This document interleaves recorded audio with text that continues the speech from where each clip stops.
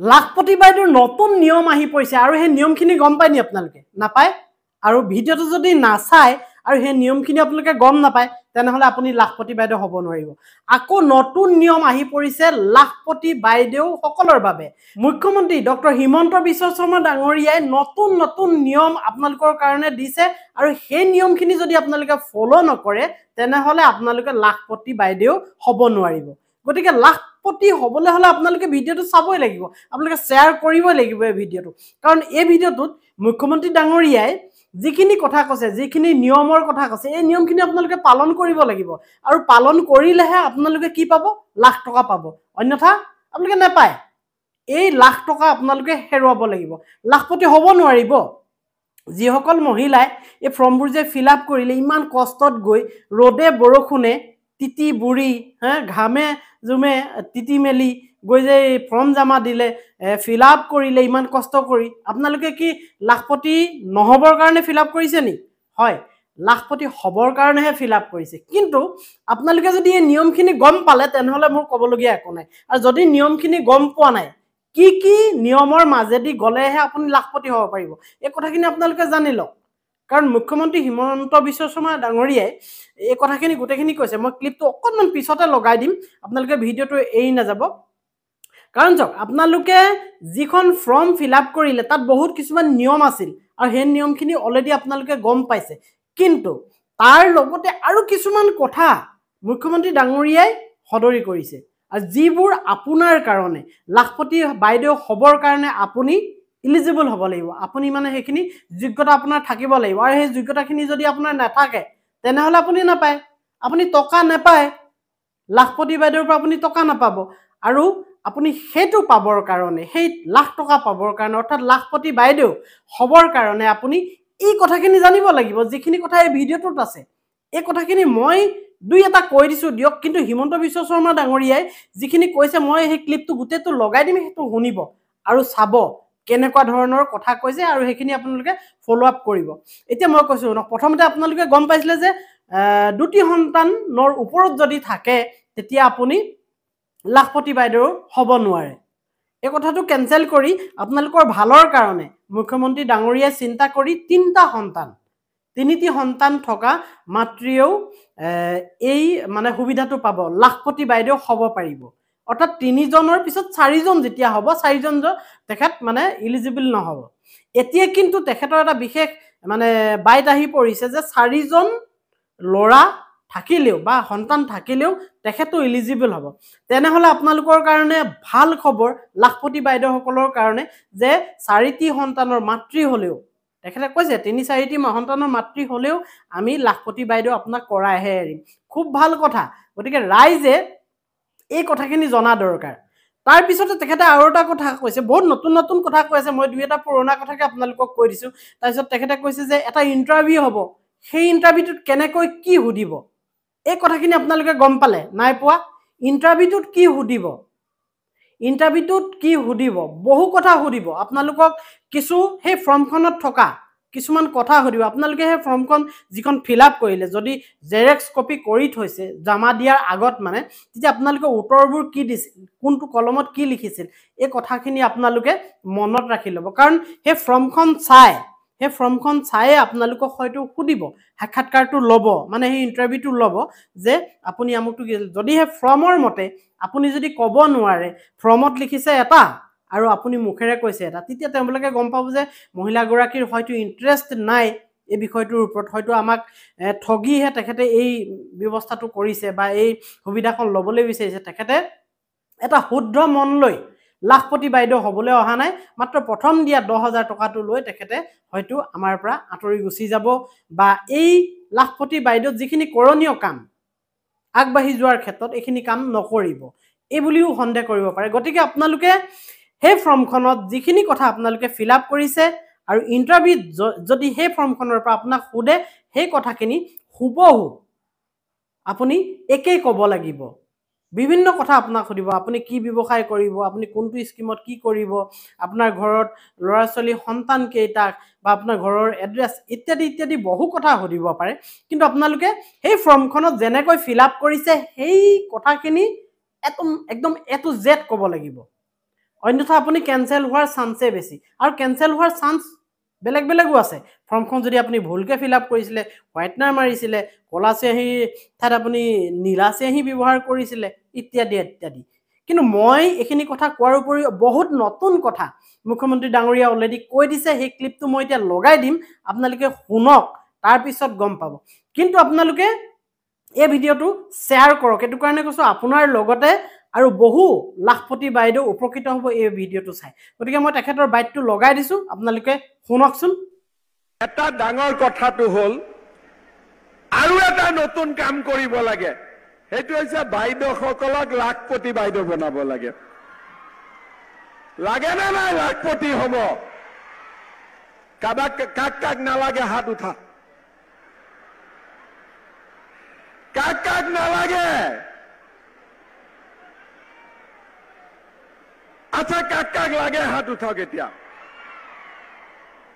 আচ্ছা এতিয়া হাতখন নামাওক এটা ভাতৰ ভোকটো অলপ কমছে নে নাই কমছেতো ভাতৰ ভোকটো ঠিক আছে এতিয়া লাখপতি আমি কেনেকে বনিম লাখপতি বাইদেউ বুলি ক'লেতো নহ'ব পিছত আকৌ কংগ্ৰেছী বিলাকে ক'ব এই ক'ত মুখ্যমন্ত্ৰীয়ে লাখপতি বনাম বুলি কৈছিল ক'ত বনিলি বুলি ক'ব নহয় বিজেপিক জিকাব নে নাই মোদীক প্ৰধানমন্ত্ৰী পাতিব নে নাই নহ'লে আকৌ মই কৈহে থাকিম চব এনাই যাব ঠিক আছে নহ'লে আকৌ দিলীপ শইকীয়া টেনচন হৈ যাব হয়নে নহয় মই কৈছো ঠিক আছে এতিয়া ফৰ্মখন ফিল আপ কৰিলে নে নাই আপোনালোকে কৰিলে কোনে সবে কৰিছে কি জানি তথাপিতো কৰা কেজনে হাত উঠাওকচোন আচ্ছা এতিয়া ফৰ্মখিনি আপোনালোকে দিলে এতিয়া আপোনালোকৰ সৰুকৈ ইন্টাৰভিউ হ'ব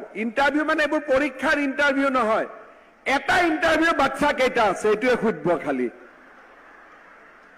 4-5টা থাকিলে দিগদাৰ হ'ব আৰু 3-4টালৈকে মই মিলাই ল'ম হ'ব গতিকে যি নহওক এই কথাটো সোধাৰ পিছতেই এদিন ৰাতিপুৱা বেংকৰ একাউণ্টত আপোনালোকৰ মোবাইলত টিলিং টিলিং মেছেজ আহিব আৰু একাউণ্টত টুপুং কৰি 10,000 টকা সোমাই যাব হ'ল এতিয়া 10,000 টকাটো সোমোৱাৰ পিছত কি কৰিম গিৰিয়েকক দি দিম কোনে কোনে গিৰিয়েকক দি দিব এতিয়া মোৰ আগত কৈছে নিদিও বিলি পিছত আকৌ দি দিব দিবনে নিদিয়ে এইটোত অলপ লাহেকৈ কয় অলপ ভয়ো খাই গিৰিয়েকক দিবনে নিদিয়ে নাই নলয় গিৰিয়েকবিলাকেও মই কৈ দিম টিভিত আপোনালোকৰ চিন্তা নাই গিৰিয়েকসকলক মই কৈ দিম যে এই 10,000 টকাটো ল'ব নালাগে পাৰিলে নিজৰ পকেটৰ পৰা 2,000 মান দিবহে লাগে ঠিক আছে হ'বনে এই 10,000 টকাটো পোৱাৰ পিছত এই টকাটো আমি যিসকলে ভাল কৰি ব্যৱহাৰ কৰিম কোনোবাই মুৰ্গী কৰক হাঁহ কৰক কাপোৰ বুৱক সৰু দোকান দিয়ক নহলে 10,000 টকা গোট খুৱাই 1 লাখ টকা দি গ্ৰুপত বিজনেছ কৰক যি কেইগৰাকী বা সকলোৱে ভাল কাম কৰিব তেওঁলোকক মই আকৌ 25,000 টকা বেংকৰ একাউণ্টত দিম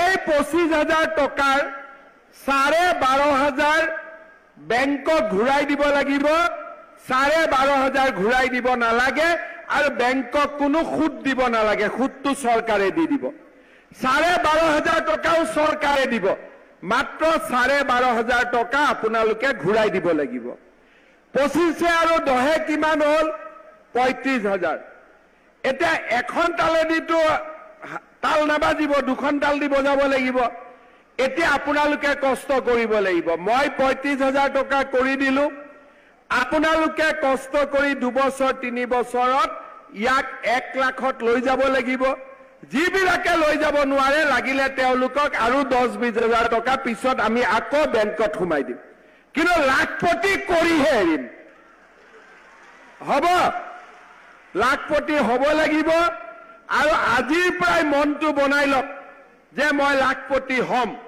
আৰু যদি হ'ম বুলি কয় হ'ব কিন্তু যাই যোনে নহয় বুলি ক'ব সি হ'ব নোৱাৰিব আপোনালোকে সকলোৱে নৰেন্দ্ৰ মোদী ডাঙৰীয়াই মোক কৈছে যে অসমত 40 লাখ আত্মসহায়ক গোটৰ সদস্য আছে, সকলোকে আমি লাখপতি বনাব লাগিব।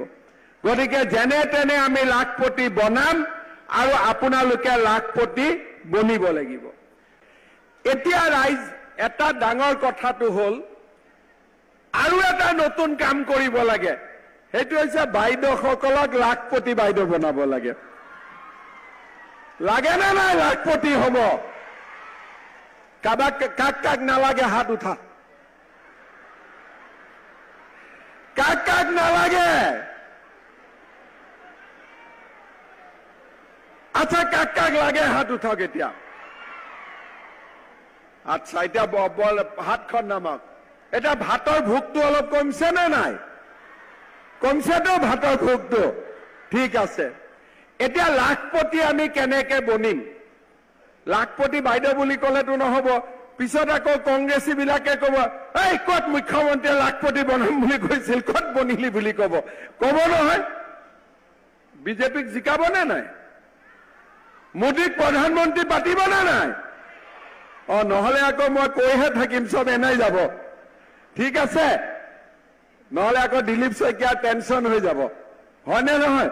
মই কৈছো ঠিক আছে। এতিয়া ফৰ্মখন ফিল আপ কৰিলে নে নাই আপোনালোকে? কৰিলে? কোনে? চবেই কৰিছে কিজানি, তথাপিতো কৰা কেইজনে হাত উঠাওকচোন। আচ্ছা, এতিয়া ফৰ্মখিনি আপোনালোকে দিলে, এতিয়া আপোনালোকৰ সৰুকৈ ইণ্টাৰভিউ হ'ব। ইণ্টাৰভিউ মানে এইবোৰ পৰীক্ষাৰ ইণ্টাৰভিউ নহয়, এটা ইণ্টাৰভিউ বাচ্চা কেইটা আছে এইটোৱে সুধিব খালি। 4-5টা থাকিলে দিগদাৰ হ'ব, আৰু 3-4টালৈকে মই মিলাই ল'ম, হ'ব? গতিকে যি নহওক, এই কথাটো সোধাৰ পিছতেই এদিন ৰাতিপুৱা বেংকৰ একাউণ্টত আপোনালোকৰ মোবাইলত টিলিং টিলিং মেছেজ আহিব আৰু একাউণ্টত টুপুং কৰি 10,000 টকা সোমাই যাব। হ'ল? এতিয়া 10,000 টকাটো সোমোৱাৰ পিছত কি কৰিম? গিৰিয়েকক দি দিম। কোনে কোনে গিৰিয়েকক দি দিব? এতিয়া মোৰ আগত কৈছে নিদিওঁ বুলি, পিছত আকৌ দি দিব। দিবনে নিদিয়ে? এইটোত অলপ লাহেকৈ কয়, অলপ ভয়ো খাই গিৰিয়েকক। দিবনে নিদিয়ে? নাই, নলয় গিৰিয়েকবিলাকেও, মই কৈ দিম টিভিত, আপোনালোকৰ চিন্তা নাই। গিৰিয়েকসকলক মই কৈ দিম যে এই 10,000 টকাটো ল'ব নালাগে, পাৰিলে নিজৰ পকেটৰ পৰা 2,000 মান দিবহে লাগে। ঠিক আছে, হ'বনে? এই 10,000 টকাটো পোৱাৰ পিছত এই টকাটো আমি যিসকলে ভাল কৰি ব্যৱহাৰ কৰিম, কোনোবাই মুৰ্গী কৰক, হাঁহ কৰক, কাপোৰ বোৱক, সৰু দোকান দিয়ক, নহ'লে 10,000 টকা গোট খুৱাই 1 লাখ টকা দি গ্ৰুপত বিজনেছ কৰক, যি কেইগৰাকী বা সকলোৱে ভাল কাম কৰিব, তেওঁলোকক মই আকৌ 25,000 টকা বেংকৰ একাউণ্টত দিম।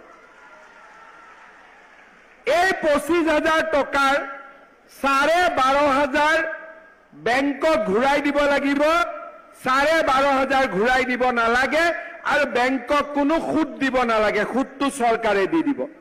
12,500 টকাও চৰকাৰে দিব, মাত্ৰ 12,500 টকা আপোনালোকে ঘূৰাই দিব লাগিব। 25 আৰু 10 কিমান হ'ল? 35,000। এতিয়া এখন তালেদিতো তাল নাবাজিব, 2খন তাল দি বজাব লাগিব। এতিয়া আপোনালোকে কষ্ট কৰিব লাগিব। মই 35,000 টকা কৰি দিলো, আপোনালোকে কষ্ট কৰি 2 বছৰ 3 বছৰত ইয়াক 1 লাখত লৈ যাব লাগিব। যিবিলাকে লৈ যাব নোৱাৰে, লাগিলে তেওঁলোকক আৰু 10-20,000 টকা পিছত আমি আকৌ বেংকত সোমাই দিম, কিন্তু লাখপতি কৰিহে এৰিম। হ'ব? লাখপতি হ'ব লাগিব। আৰু আজিৰ পৰাই মনটো বনাই লওক যে মই লাখপতি হ'ম, আৰু যদি হ'ম বুলি কয় হ'ব, কিন্তু যোনে নহয় বুলি ক'ব সি হ'ব নোৱাৰিব। আপোনালোকে সকলোৱে, নৰেন্দ্ৰ মোদী ডাঙৰীয়াই মোক কৈছে যে অসমত 40 লাখ আত্মসহায়ক গোটৰ সদস্য আছে, সকলোকে আমি লাখপতি বনাব লাগিব।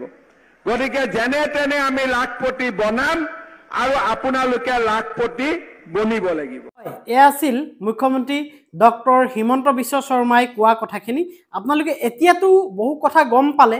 মই যেনেকৈ কৈছিলোঁ তাৰ উপৰিঞ্চি আপোনালোকে ভালকৈ গম পালে যে কি লাগিব কি নালাগিব বা কেনেকুৱা ধৰণৰ ইণ্টাৰভিউ হ'ব, এইখিনি ধুনীয়াকৈ তেখেতে ক'লে। কিন্তু আপোনালোকক মই জনাই থওঁ যে অসম চৰকাৰে বৰ্তমান সময়ত বহুত এনেকুৱা আঁচনি লৈ আহিছে, যিবোৰ আঁচনি আপোনাৰ আৰু মোৰ কাৰণে বহুত উপযোগী। অন্যান্য বহুত আঁচনি লৈ আহিছে, বহুত সুবিধা লৈ আহিছে। গতিকে আপোনালোকে ভিডিঅ'বোৰ চাই থাকিবলৈ নাপাহৰিব। আপোনালোকে ভিডিঅ'বোৰ চাই থাকিব, নিউজবোৰ চাই থাকিব, তাৰ পৰা আমি বহুত সুবিধা ল'ব পাৰিম। প্ৰতিগৰাকী মহিলাৰ কাৰণে, প্ৰতিজন ব্যক্তিৰ কাৰণে বিভিন্ন ধৰণৰ সুবিধা আহি পৰিছে। ঠিক আছে দিয়ক, ভিডিঅ'টো ইয়াতে সামৰিছোঁ। অন্য এটা দিনত অন্য এটা ভিডিঅ' লৈ আকৌ আহিম আপোনালোকৰ ওচৰলৈ। আজিলৈ বাই বাই।